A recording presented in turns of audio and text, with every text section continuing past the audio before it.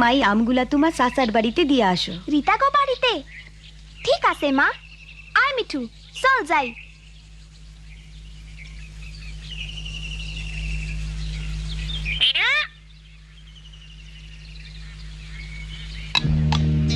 ও না, ওই সে দোকানদার, চল লুকাই। সব কিছুই পরিকল্পনা মতো হইতে আছে।